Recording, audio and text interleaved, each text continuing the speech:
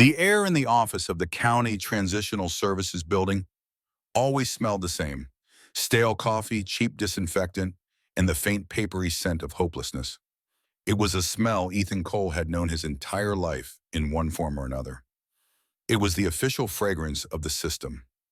He sat on a plastic chair that was bolted to the floor, his fingers tracing the gouges in its surface left by 100 other kids who had sat in this exact spot waiting for their futures to be handed to them in a manila envelope. He had turned 18 yesterday.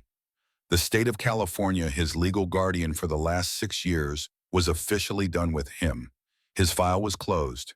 He was free. It felt less like freedom and more like being pushed out of a moving car. Ms. Patricia Albright sat across from him, her desk a fortress of organized despair. She wasn't a bad person, just worn down to a smooth professional nub by years of budget cuts and other people's tragedies. She clicked her pen. It was a nervous habit, a tiny metronome counting down the seconds until he was no longer her problem. "Ethan," she began, in her voice flat, "as we've discussed, your placement at the group home has terminated.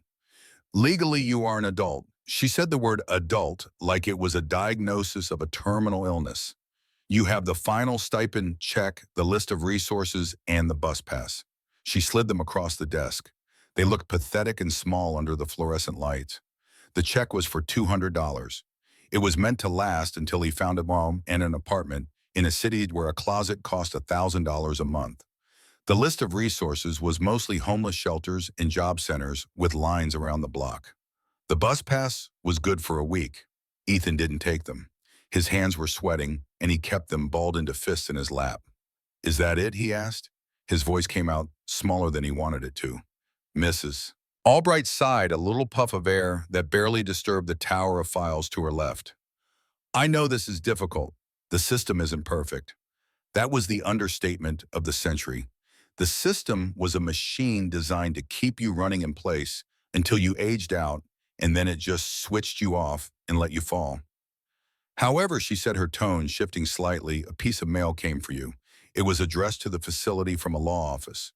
It pertains to your grandfather." Ethan's head snapped up. Gramps. He hadn't heard his name spoken by an official in years.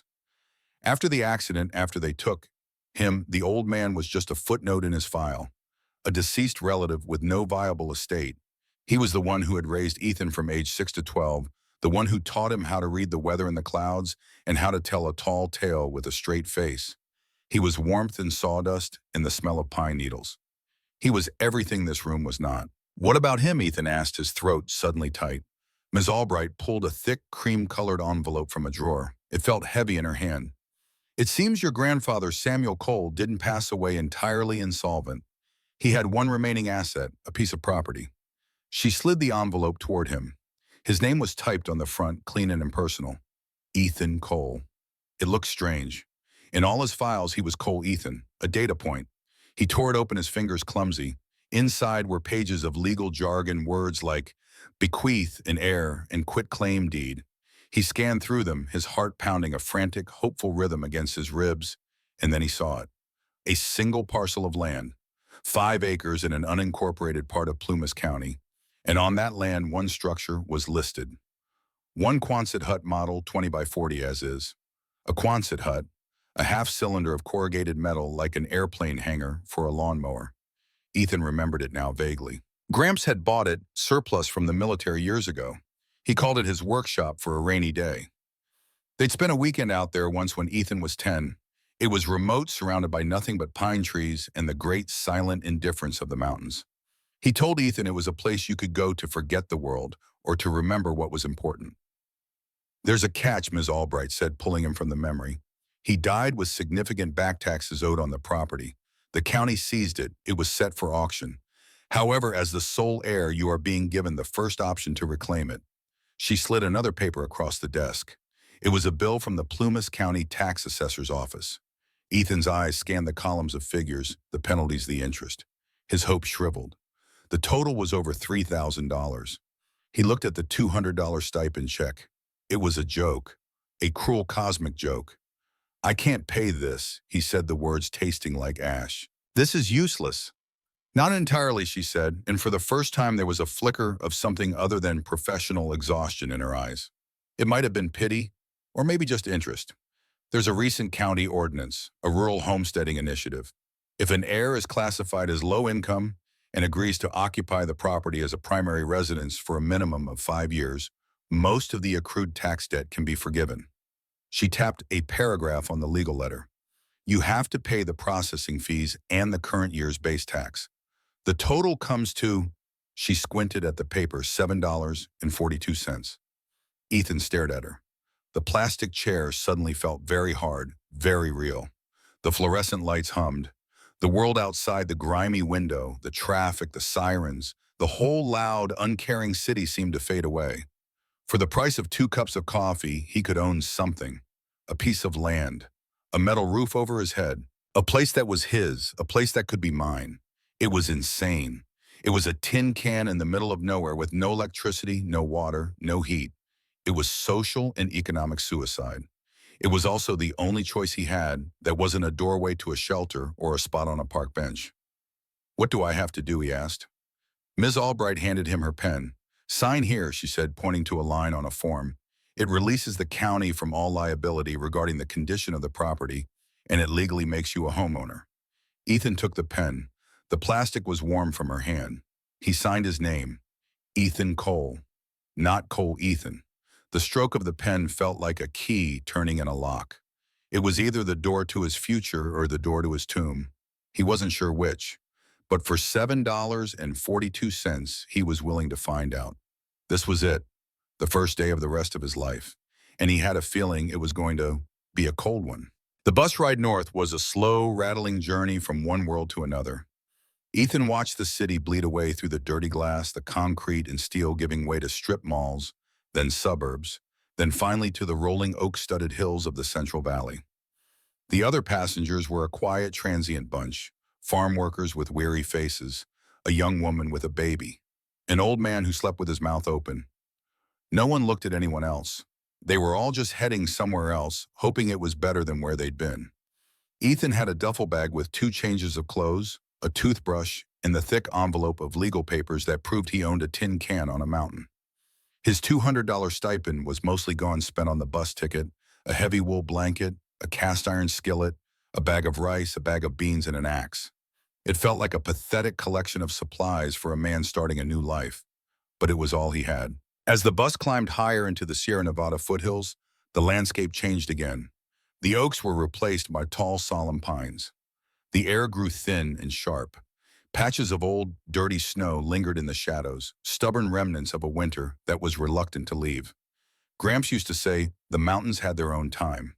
They didn't care about your schedules or your plans. You adapted to them, or they broke you. The bus wheezed to a stop at a crossroads. There was no station, just a dusty pull-off with a faded sign that read Grizzly Flats, population 112. The driver grunted. This is you, kid. Ethan grabbed his bag and stepped out.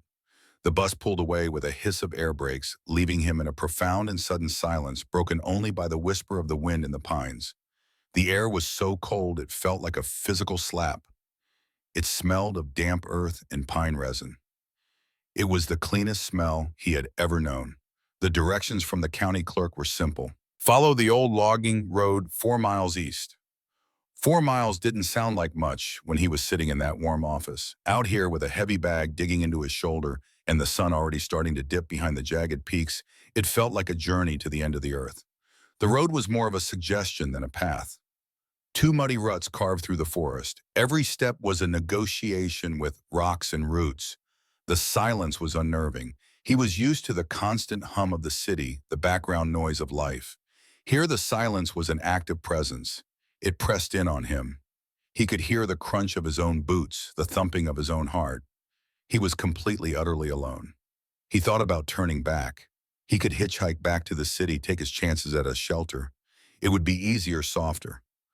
But the image of Miss Albright's worn-out face, of that plastic chair, of the endless gray sameness of the system pushed him forward. That wasn't a life. It was a waiting room. This, whatever this was, felt like it might be something more. After what felt like an eternity, he saw it. Through a break in the trees, a curve of metal glinted in the fading light. The Quonset hut. It was nestled in a small clearing, looking like a giant, half-buried silver beetle. It was smaller than he remembered and far more dilapidated. Rust bloomed in angry orange patches along the seams.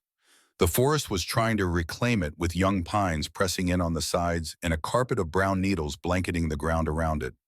A heavy padlock green with age secured the double doors. The key had been in the envelope from the lawyers. It was old and iron and felt heavy with significance in his hand. It took some jiggling, some cursing, and putting his entire weight into it, but finally the lock groaned open with a sound like a dying animal. He pulled the heavy metal doors apart. They scraped against the concrete slab, the sound echoing in the twilight stillness, and he stepped inside.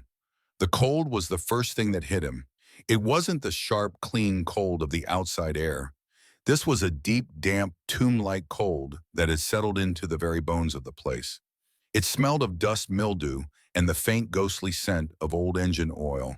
The last rays of sunlight streamed through the filthy plexiglass windows set high in the curved walls, illuminating a cavernous, empty space. Dust motes danced in the light like tiny spirits. The floor was bare concrete, cracked and stained. The corrugated walls sweated with condensation. It was bleak. It was a shell. It was a promise of pneumonia. Ethan felt a wave of despair so powerful it almost knocked him off his feet. He had traded a cot in a warm room for this. He had paid $7.42 to die of exposure. He dropped his duffel bag with a thud. The sound was swallowed by the emptiness. This was a mistake, a catastrophic, life-altering mistake. He was about to turn and walk away, to just leave the doors open and let the forest have it, when his eyes caught something in the far corner. Tucked away in the deepest shadows was a large wooden crate. It was military grade with thick planks and rope handles. Painted on the side in faded white stencil were the words, "S. Cole property of Gramps." He had left it here.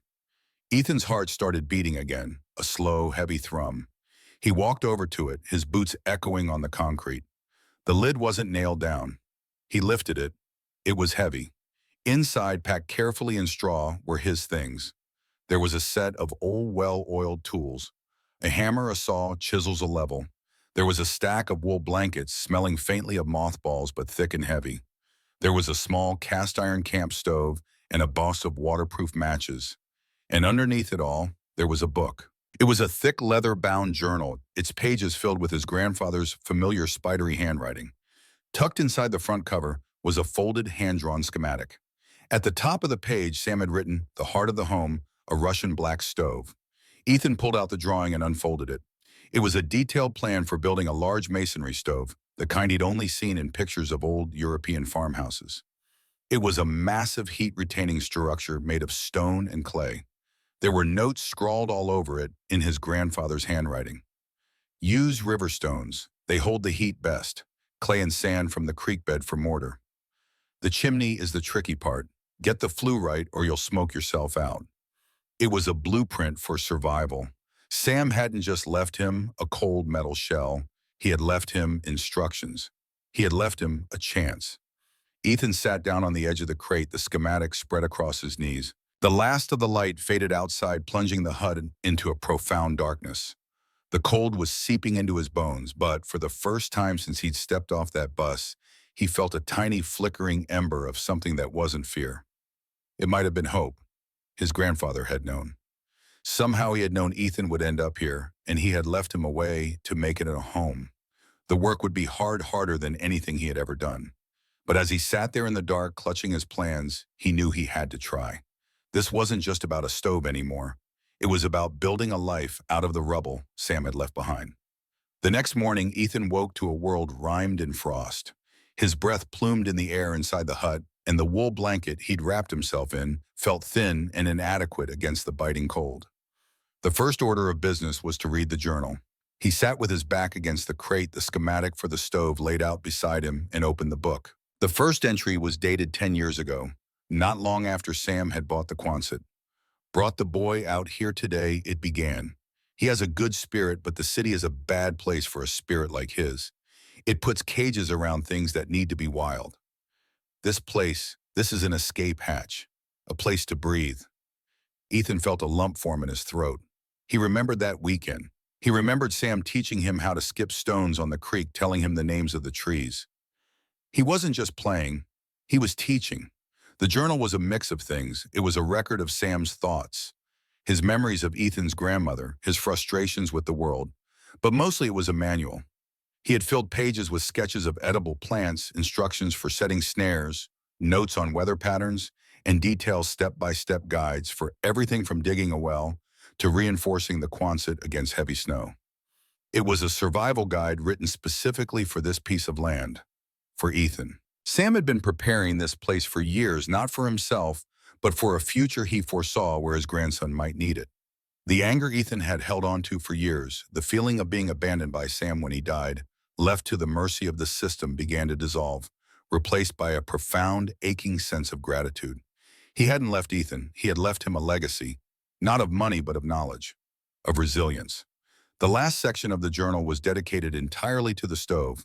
Sam called it the chernaya pek, the Russian term, a black stove. He explained how it worked. Unlike a fireplace which loses most of its heat up the chimney, a black stove was designed to be fired intensely for a short period. The stones and masonry absorbed the heat and then radiated it back into the living space for hours, even a full day. It was incredibly efficient, but it had a quirk, the reason for its name. Traditionally, the simplest versions were built without a chimney. You fired the stove and the smoke filled the room, blackening the ceiling. Once the fire was out and the coals were removed, you sealed the stove and vented the room. The stored heat in the masonry was what kept you warm. It was a primitive, ancient design. Sam's plans, however, included a modification, a simple flue that could be opened during the burn and closed afterward, directing the smoke outside. Best of both worlds, he wrote. The efficiency of the old weighs with the clean air of the new. No sense in coughing your lungs out if you don't have to. Ethan spent the next 3 weeks working harder than he ever had in his life. Every day was the same. He woke at dawn, ate a handful of cold beans, and went to work. The first task was gathering the stones. As Sam's notes instructed, he went down to the creek that ran along the back edge of the property. The water was icy cold, but the stones on the bank were perfect. Smooth, rounded, and dense, worn down by millennia of rushing water. He carried them back one by one, his back screaming in protest until he had a massive pile on the concrete floor, a cairn of future warmth. Next was the mortar. He followed Sam's instructions, digging clay from the creek bank and mixing it with sand and water. In a wheelbarrow he found rusting behind the hut. It was messy, grueling work. His hands, soft from years of institutional life, were quickly rubbed raw, covered in blisters that broke and bled and eventually hardened into calluses. He laid the foundation for the stove in the center of the hut, a wide, solid base of the largest stones. Then slowly, painstakingly, he began to build upwards. He was no mason, but he followed Sam's drawings with a devotion that felt religious. Each stone had to fit just right, nestled into a bed of wet clay mortar. He built the firebox, a cavernous opening at the bottom. He built the winding internal channels that would force the hot gases to snake through the masonry, giving up their heat before they escaped. It was like solving a complex three-dimensional puzzle. He made mistakes. A section of wall collapsed one afternoon, and he had to rebuild it, his frustration a hot, bitter taste in his mouth. On the 5th day of building the internal channels, his frustration reached its peak. The hot airflow wasn't working right. The gases were escaping wrong, pooling in corners, refusing to snake through the passages he'd built. The design in the journal didn't make complete sense. Critical measurements seemed to be missing. Angles were vague. Ethan sat on the cold concrete floor, exhausted hands bleeding through the bandages, staring at the partially built stove that refused to cooperate. 3 weeks of work, and he was failing at the most crucial part. He'd have to tear it all down, start over, maybe give up entirely. In a moment of pure frustration, he grabbed the journal and threw it hard against the metal wall. It hit with a satisfying thwack and fell to the floor. Pages splayed open, and that's when he saw it. A thin page, different paper, yellowed with age, fluttering free from between 2 pages that had been stuck together. It had been hidden there, deliberately tucked away, waiting. Ethan picked it up with shaking hands. It was a detailed technical drawing of the channel system, drawn in Sam's careful hand, but with measurements precise to the 1/8 of an inch. Angles marked in degrees. Cross-sections showing exactly how the hot gases should flow.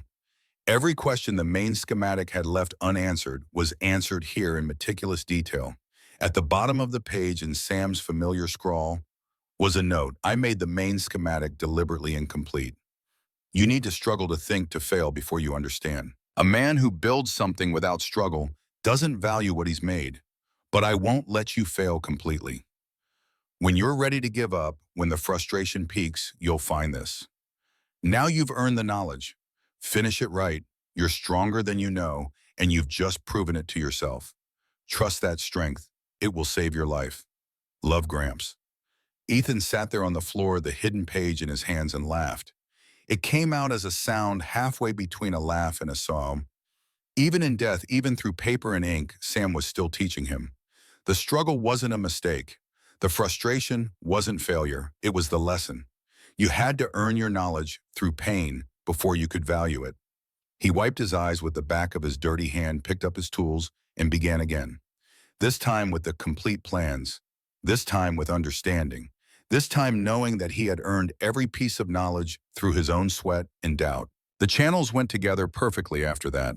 The hot air would flow exactly as it should. He had built it right because he had suffered for it first. Every stone he placed after that felt like a tribute to Sam. Every smear of mortar was a connection to the man who had believed in him enough to leave him this impossible, beautiful task.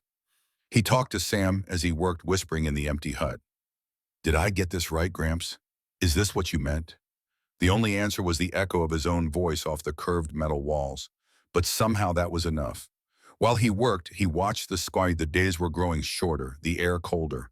The clouds that gathered over the peaks in the afternoons were a bruised, heavy gray. The wind had a new edge to it, a low, mournful howl that promised winter. The locals he'd met on his one trip to the tiny general store in Grizzly Flats, a grizzled old man named Hank, who ran the place, had warned him. "Storm's coming," he'd said, squinting at the sky. "Big one. You best be ready, boy. This mountain don't forgive unpreparedness." His words echoed in Ethan's head as he built the flue, fitting the sections of stovepipe he'd bought with the last of his money. This was the final, crucial piece. He cut a hole in the metal wall of the Quonset, the screech of the hacksaw setting his teeth on edge. He fed the pipe through, sealed it with roofing tar, and built the final courses of stone around it. It took him 3 weeks, but finally it was done. The stove stood in the middle of the hut like a pagan altar. It was 6 feet tall and 4 feet wide, a hulking solid mass of river stone and clay. Its surface was still damp. It wasn't pretty. It was lopsided in places and the mortar was smeared. But it was solid. It was real. Ethan had built it with his own 2 hands. That night, for the first time, he felt a sense of pride so fierce it almost hurt. He had done it. He had followed Sam's map. He had struggled. He had found the hidden knowledge. He had earned it. As he was cleaning up his tools, he noticed the first snowflake drift past the open door. Then another, and another. He stepped outside. The air was still and incredibly cold. Fat, heavy flakes of snow were falling from a sky the color of lead, blanketing the dark pines in a dusting of white. It was beautiful, and it was terrifying. Hank's warning came back to him. A big one. Ethan looked at the stove. His stove. It wasn't just a heater anymore. It was his only hope. The blizzard was coming, and his trial by fire was about to begin. Ethan knew he needed to do the first firing, the curing burn, before the storm hit full force. Gramps' journal was specific about this. The first fire had to be small to slowly dry out the clay mortar. A fire that was too big too fast would crack the stones and ruin the entire structure. His heart hammered against his ribs. He had one shot at this. He gathered a small pile of dry twigs and pine needles he'd collected and laid them inside the firebox. He added a few larger pieces of kindling. His hands were shaking as he struck one of the precious waterproof matches. The flame flared to life, a tiny defiant spark in the growing gloom. He touched it to the tinder. It caught instantly. A small, hungry flame began to lick at the wood. He left the flue open and the firebox door cracked, feeding the small fire, keeping it gentle. A thin ribbon of smoke curled up the new chimney and out into the storm. It worked. The flue drew perfectly. A wave of relief washed over him, so potent he felt dizzy. Outside, the world was disappearing. The snow was coming down in a thick, blinding curtain, driven by a wind that was starting to scream around the corners of the hut. He forced the big metal doors shut, the sound booming in the enclosed space. He slid the heavy iron bar into place, locking himself in, locking the storm out. The only light came from the flickering orange glow of the fire in the stove's belly and his small battery-powered lantern. The temperature inside the Quonset was already dropping fast. The cold from the metal walls seemed to radiate inwards, a palpable physical presence. He could feel it trying to suck the warmth right out of his body. The little fire in the stove felt pitifully small against the vastness of the cold. Doubt began to creep in, a cold finger tracing its way down his spine. What if it wasn't enough? What if he had built this massive, useless monument to his own stupidity? What if he had just sealed himself inside his own tomb? The wind rose from a howl to a shriek. It sounded like a freight train, then a tormented animal, then something ancient and vast and furious. The metal walls of the Quonset began to groan and pop under the strain. Snow, fine as dust, began to hiss through the tiny gaps in the seams. Ethan spent the next hours stuffing every crack he could find with strips of an old tarp he'd found in the crate. It was a losing battle, but it was something to do, a way to fight back against the siege. The storm was a living thing, and it wanted in. He fed the fire a little more wood now, building the heat slowly, carefully. He placed his hand on the stones near the firebox. They were warm, not hot, but the deadly seeping cold was gone from them. It was working. It was actually working. The hours blurred together into a long, terrifying night. The roar of the wind was constant, a physical pressure on his eardrums. Every so often, a larger gust would hit the hut like a giant's fist, and the entire structure would shudder, rattling his bones. Marsons. He imagined the snow piling up outside, burying him, erasing him from the world. He was a solitary man on a frozen planet. His only companions were the stove and his grandfather's voice, which he could almost hear in the crackle of the flames, telling him to hold on, to trust the stones. He made a small meal of rice and beans, cooked in the skillet, placed on the flat top of the stove. The food was hot and tasteless, but it was fuel. It was life.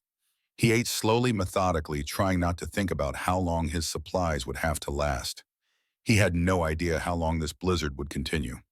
Days a week, sometime deep in the night, the fear began to subside, replaced by a strange, calm sense of focus. His world had shrunk to this single circular room. His entire existence was reduced to a simple, vital loop. Feed the fire. Check the seals. Listen to the storm. There was a purity in it. There were no forms to fill out, no caseworkers to please, no systems to navigate. There was only the cold, the fire, and him. He was no longer a ward of the state. He was the keeper of the flame. He had built the heart of this place, and now his job was to keep it beating. He felt a connection to a long line of ancestors he'd never known. People who had huddled around fires in caves and huts, listening to the wind howl outside, feeling that same mix of terror and gratitude. Terror of the storm and gratitude for the fire. He finally allowed himself to build the fire up to give the stove a full charge of heat. He loaded the firebox with the driest pine he had, and the flames roared to life. The stones began to radiate a powerful, steady warmth. It was a different kind of heat than he had ever felt. It wasn't the dry, blowing heat of a furnace.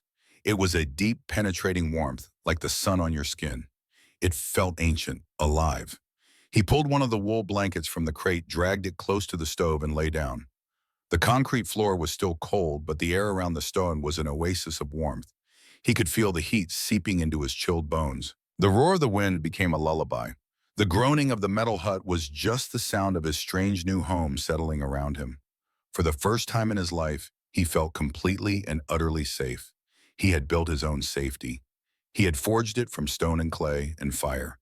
And as he drifted off to sleep with the storm raging outside and the heart of his home beating warm and steady beside him, he knew he hadn't just built a stove. He had built a future. He woke not to an alarm or a shout, but to a profound and deafening silence. The wind had stopped. The freight train was gone. The screaming animal had been soothed. The silence was so complete it felt like a weight pressing on his ears. Ethan sat up, his body stiff and sore. The air in the hut was cool but not cold. The stove was no longer hot to the touch, but it was still radiating a gentle, persistent warmth. The fire was long dead, just a bed of gray ash in the firebox, but the heart was still beating. He looked at the small digital clock he had. He had slept for 12 hours straight, He scrambled to his feet and went to the doors. The iron bar was frosted over. He lifted it, his muscles protesting, and pushed. The door didn't budge. He pushed harder, putting his shoulder into it. It moved a fraction of an inch with a grinding scrape and then stopped. A wall of white was visible in the crack. He was snowed in, buried. A jolt of panic, cold and sharp, shot through him. The feeling of safety from the night before evaporated. He was trapped. What if no one came? What if the snow was 20 feet deep? He was in a metal can buried under a mountain of white. He took a deep breath, the air sharp and cold. Panicking wouldn't help. Gramps' voice in his head from the journal. Fear is a bad navigator. Use your head, not your gut. He looked around the hut. He had food for a week, maybe two if he was careful. He had the stove for warmth. He had water from melting snow in the skillet. He wasn't going to die today. He just had to be patient. He spent the day in a state of surreal calm. He fired the stove again, a smaller fire this time, just enough to recharge the stones. He organized his meager supplies. He read more of his grandfather's journal. Sam wrote about being snowed in here himself once for 9 days. The world disappears, he wrote, and you are left with only yourself. It is a good test. You find out what you're made of. Ethan found out he was made of tougher stuff than he thought. The days passed in a slow, quiet rhythm. He fell into a routine that felt timeless. Wake up, melt snow for water, eat a small portion of rice and beans, fire the stove, read, reinforce the seals against drafts, sleep. His sense of time began to warp. The world outside was a blank white canvas. The world inside was the warm stone of the stove, the smell of wood smoke, the rustle of pages in the journal. He was a monk in a corrugated steel monastery. He wasn't lonely. The silence was a companion. His grandfather's words were a conversation. He felt more connected to Sam here in this place he had prepared for him than he ever had when the old man was alive. He wasn't just his grandson. He was his student, his apprentice. He was finishing the job Sam had started. On the 5th day, he heard a sound. It was a low, distant rumble, so faint at first he thought he was imagining it. But it grew steadily louder, a deep mechanical groan. Hope, fierce and bright, surged through him. He pressed his ear against the cold metal of the door. It was an engine, a heavy engine, working hard. He grabbed the steel shovel that had been in the crate and started digging at the snow that had seeped in under the door. It was packed as hard as ice. He scraped and clawed his breath, coming in ragged bursts until he had cleared a small space. He pushed on the door with all his might. It scraped open a few more inches. A sliver of blindingly bright blue sky was visible at the top, and then he saw it. The huge yellow blade of a snowplow pushing a mountain of snow off the logging road.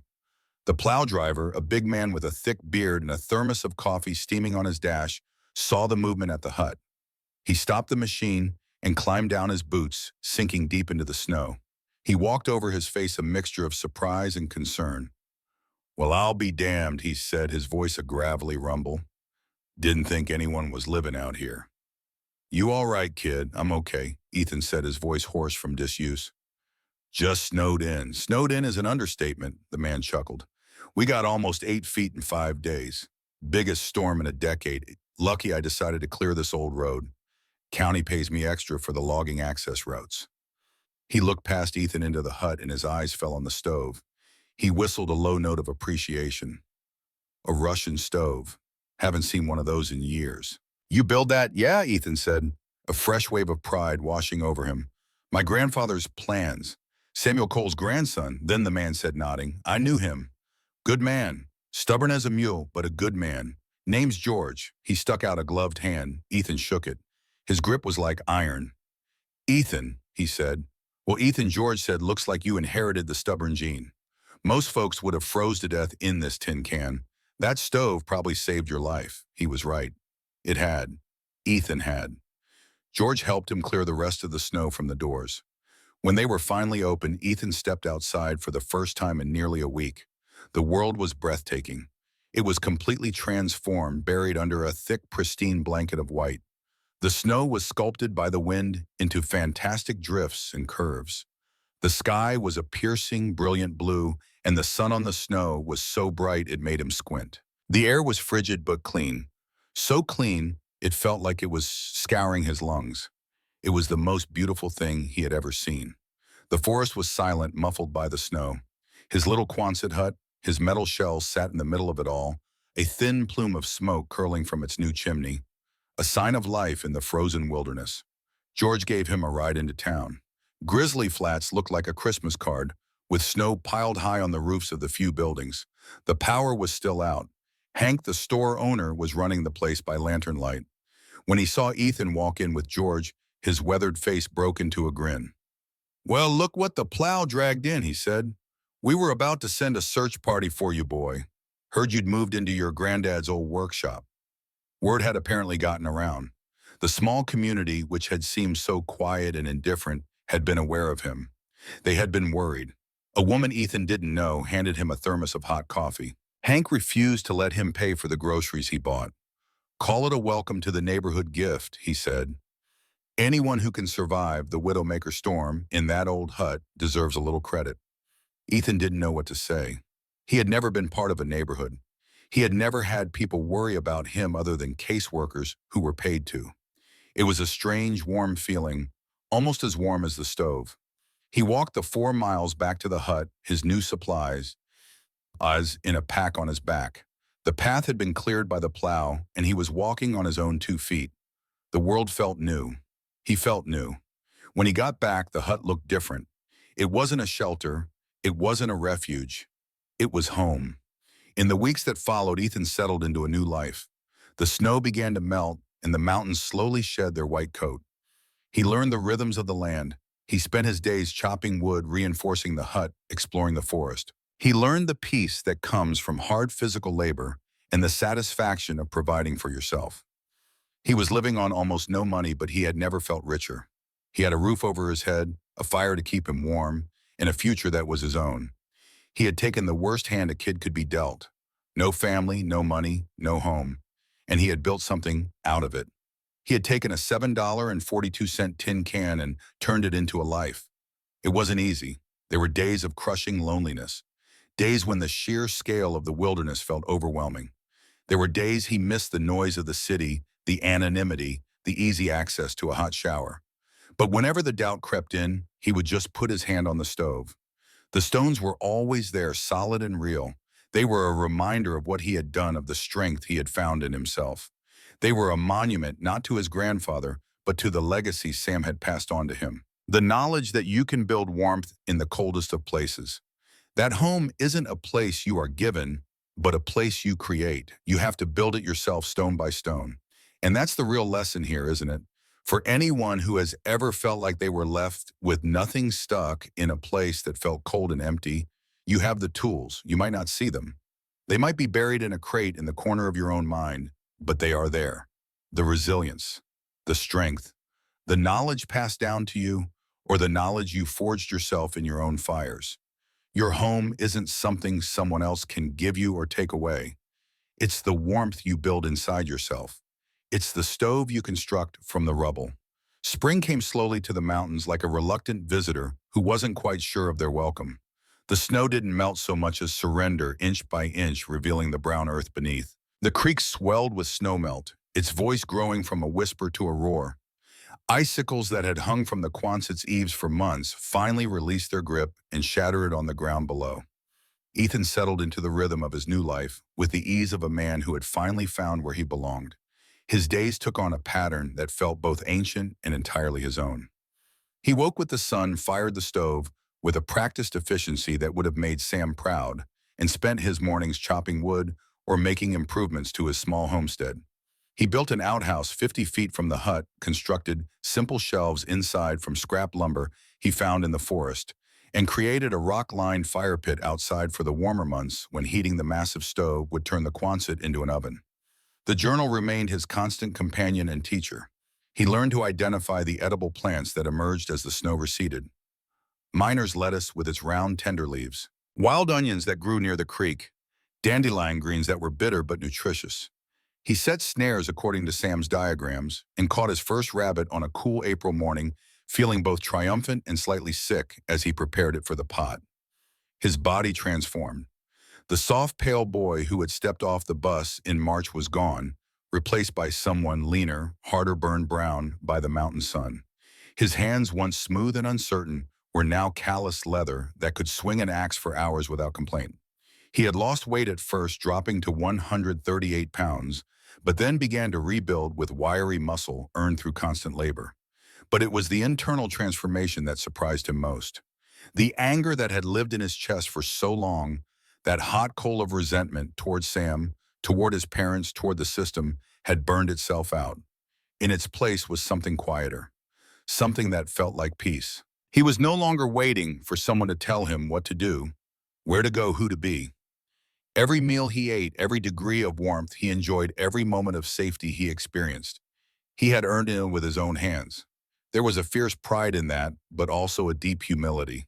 The mountain had taught him that he was both more capable and more fragile than he'd ever imagined.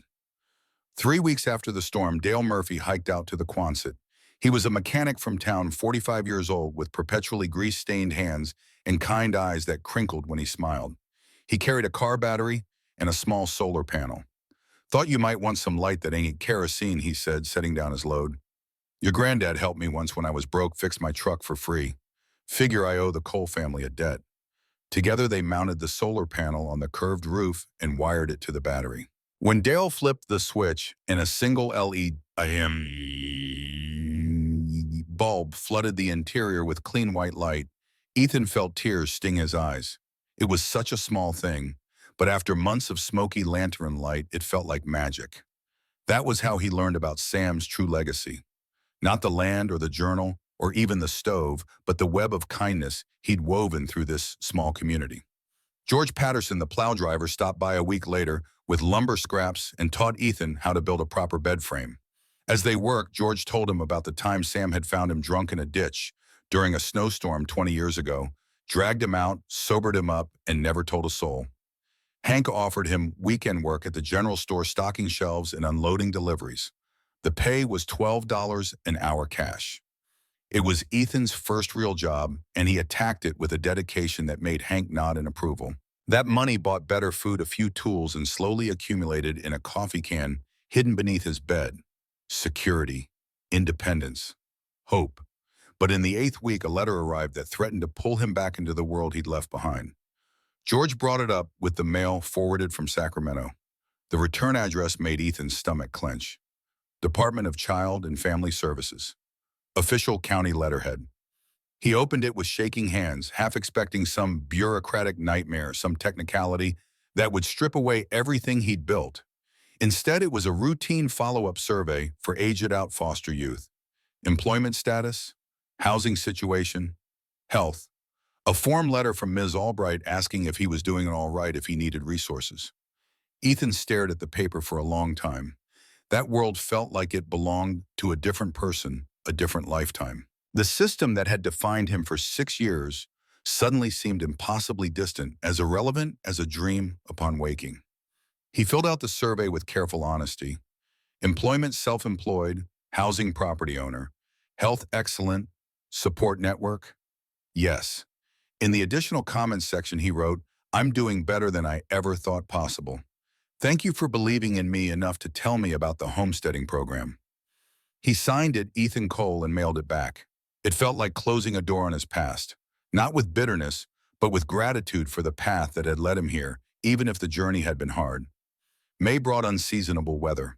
A cold front swept down from Canada, and the radio at Hank's store crackled warnings about heavy rain and possible hail. Ethan wasn't worried. He had survived the Widowmaker blizzard. A spring storm seemed manageable. He was wrong. The rain came in the night, not as a gentle shower, but as a torrential assault. It hammered the metal roof with a sound like continuous thunder.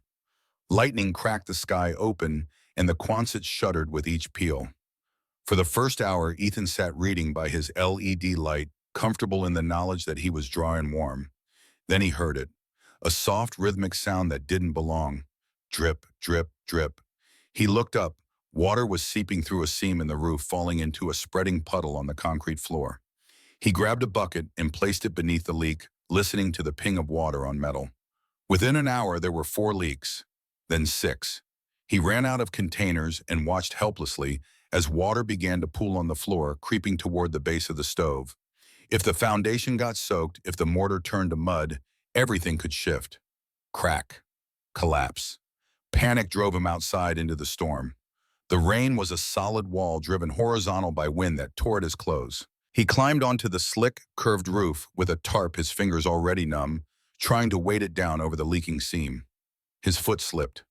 The wet metal offered no purchase. He slid down the curve, grasping for anything, finding nothing. For a moment he was weightless, and then he hit the rocky ground 8 feet below. The impact drove the air from his lungs. White-hot agony exploded in his left shoulder. He lay in the mud rain, pounding his face, unable to breathe, unable to move. The cold was immediate and vicious, seeping into his bones. Alone. No phone, no help. Just him and the mud and the pain. But Sam's voice cut through the panic. Pain is temporary. Quitting is forever. Ethan forced himself to his knees, then to his feet.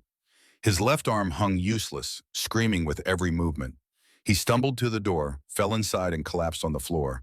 He was shivering violently now, hypothermia knocking at the door. With his right hand, he stripped off his soaked clothes and wrapped himself in blankets. He built a fire in the stove, one-handed, every movement agony, but he got the flames going. Warmth returned slowly, painfully. His shoulder was a purple bruise the size of a grapefruit by morning. Not broken, he thought, but badly sprained. He couldn't lift his arm above his waist. The storm had passed, leaving standing water on the floor and a roof that still leaked with every rain. He couldn't fix it alone. The realization was bitter. After weeks of proving he could handle anything, here was something he simply could not do by himself. Pride warred with necessity. Pride lost. He walked the 4 miles to town, his arm in a makeshift sling, moving slowly. When Hank saw him limp into the store, battered and bruised, his face immediately darkened with concern. Jesus, boy. What happened? Ethan explained. The storm, the fall, the roof. He started to say he could pay for help, but Hank cut him off. Shut up about money. I'll call Dale and Tom. We'll fix it this afternoon. By 2 o'clock, 3 trucks were parked at the Quonset. Dale brought roofing tar and metal patches. Tom Brennan, a local rancher, brought a ladder and tools. George showed up unannounced. Heard you took a tumble, he said. Can't let you wreck Sam's place. They worked for 3 hours, patching every seam, reinforcing weak spots. They tested their work with a hose, watching for leaks, finding none. Inside, Mrs. Clara Hayes, who Ethan had met once at the store, helped bail the water and scrub the floor. When they finished, Ethan tried to pay them. Every single person refused. This is what neighbors do, Tom said simply. That night, reading the journal by lamplight, his shoulder throbbing but his heart full, Ethan found an entry he had missed before. Independence is good, Sam had written, but isolation is death. A man can survive alone, but he can't thrive alone. Let people help you. It doesn't make you weak. It makes you human. Summer arrived in earnest, and with it came an opportunity to return the kindness he'd received. A young woman pulled into Grizzly Flats in early June, driving a beaten truck with California plates. Her name was Sarah Mitchell, 25, with a 4-year-old daughter named Emma.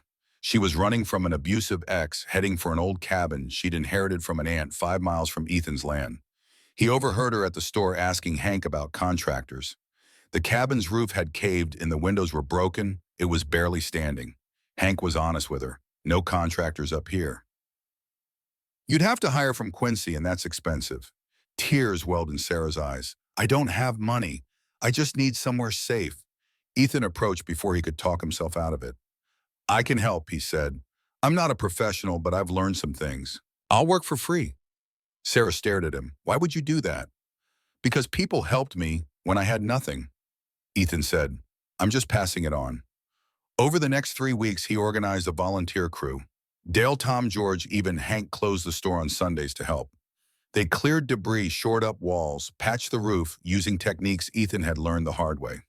They installed donated windows, fixed the plumbing, built a bed frame, and installed a small wood stove. Ethan taught Sarah everything Sam had taught him through the journal. How to maintain the stove, split wood safely, identify edible plants, read the weather. He was passing on the knowledge, keeping the chain alive. On move-in day, Sarah and Emma stood in their newly habitable cabin, and Sarah hugged him with tears streaming down her face. How can I ever repay you? You don't. Ethan said, echoing words he'd heard from George and Hank and Dale. Someday someone will need help. You help them. That's how it works. George, standing nearby, pulled him aside later. You sound just like Sam, he said quietly. He'd say the exact same thing. Ethan realized then that he wasn't just living on his grandfather's land. He was living his grandfather's values. He was becoming the man Sam had hoped he'd be. July 15th marked exactly 1 year since he'd signed those papers in Ms. Albright's office. 1 year since he'd paid $7.42 for a future. He sat outside the Quonset as the sun set, his hand resting on the warm stones of the stove visible through the open door. The creek babbled in the background. The scent of pine filled the air. He took inventory of what he'd lost and what he'd gained. Lost fear, anger, the feeling of being a victim, helpless in the grip of forces beyond his control. Gained home, skills, community, purpose, identity, the knowledge that he could build something from nothing. He opened his own journal, the one he'd started keeping, and wrote, 1 year ago, I had $7.42 in a metal shed. I thought I had nothing. I was wrong. I had everything I needed. I just didn't know it yet. Gramps left me more than land. He left me a map to becoming myself. The stove was the heart of the home, but the real heart was the lesson. You can build warmth in the coldest places. You can create home from nothing. You just have to trust yourself and do the work. I did the work, and I found home.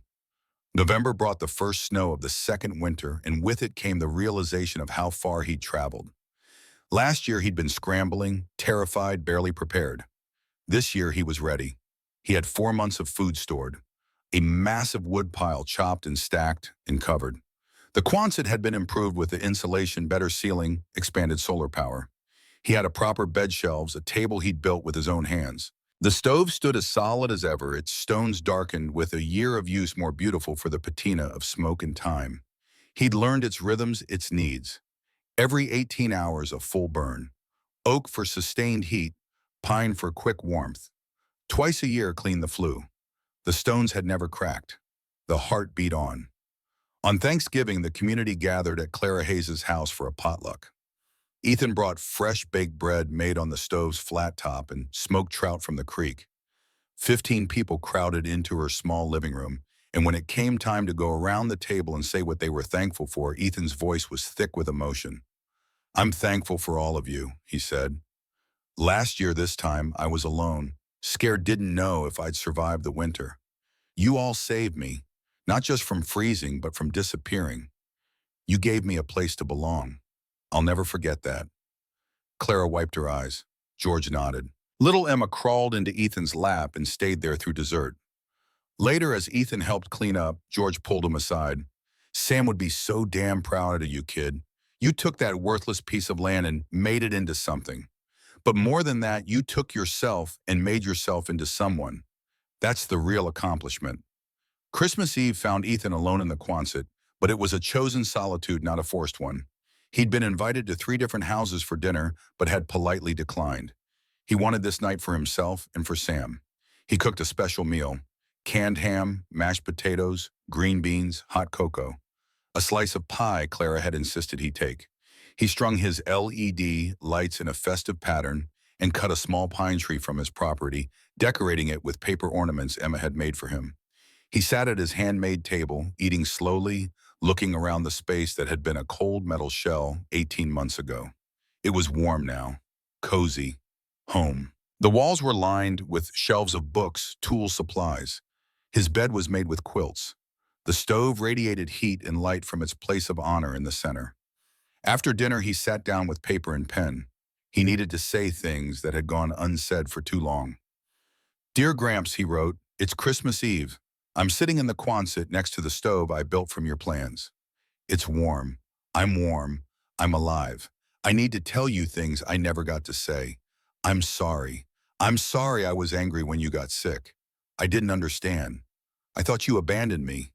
I was wrong. You were preparing me. Everything you did this land, the journal, the stove plans, it was all for me.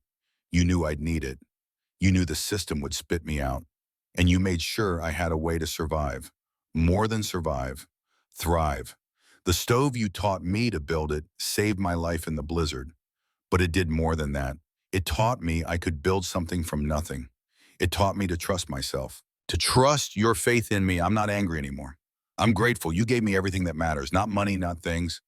You gave me knowledge, resilience, and a legacy of helping others. I help Sarah now the way you helped George and Dale and Hank and all the others. I'm passing on what you gave me.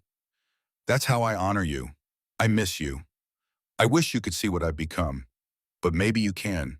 Maybe you're in the warmth of the stones, the whisper of the pines, the kindness of the people who helped me because you helped them.